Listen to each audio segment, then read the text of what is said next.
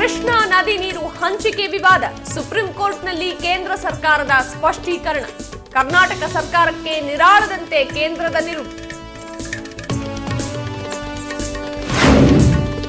ತಣ್ಣಗಾಯಿತು ತಮಿಳುನಾಡು, ಮಳೆಯಿಂದ ಕೊಚ್ಚಿ ಹೋಯಿತು ಜನರ ಬದುಕು. ರಸ್ತೆಯಲ್ಲೇ ಸಂತ್ರಸ್ತರಿಗೆ ಆಹಾರ ಪೂರೈಕೆ. ನಾಟಿ ಕೋಳಿ ಚಿತ್ರಕ್ಕಾಗಿ ಪಡೆದ ದುಡ್ಡು ವಾಪಸ್ ನೀಡದ ಹಿನ್ನೆಲೆ ನಟಿ ರಾಗಿಣಿ ವಿರುದ್ಧ ನಿರ್ಮಾಪಕ ವೆಂಕಟೇಶ್ ದೂರು. ಬೆಂಗಳೂರಿನ ಜೆಪಿ ನಗರ ಪೊಲೀಸ್ ಠಾಣೆಯಲ್ಲಿ ಪ್ರಕರಣ.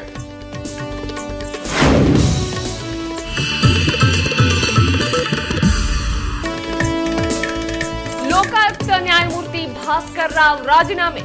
ಅಂತೂ ಕುರ್ಚಿಯಿಂದ ಎದ್ದು ಹೋದ ಭಾಸ್ಕರ್ ರಾವ್. ಇದು ಕನ್ನಡಪ್ರಭ ಸುವರ್ಣ ನ್ಯೂಸ್ ಇಂಪ್ಯಾಕ್ಟ್.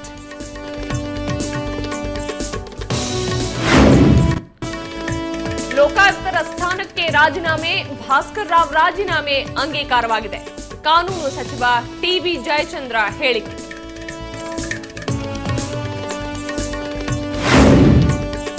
ಅಣ್ಣನ ಮಗನ ಮೂಲಕ ರಾಜೀನಾಮೆ ಸಲ್ಲಿಸಿದ ನ್ಯಾಯಮೂರ್ತಿ ಭಾಸ್ಕರ್ ರಾವ್ ನಿನ್ನೆಯಿಂದ ರಾಜೀನಾಮೆ ಅನ್ವಯವಾಗುವಂತೆ ಪತ್ರ.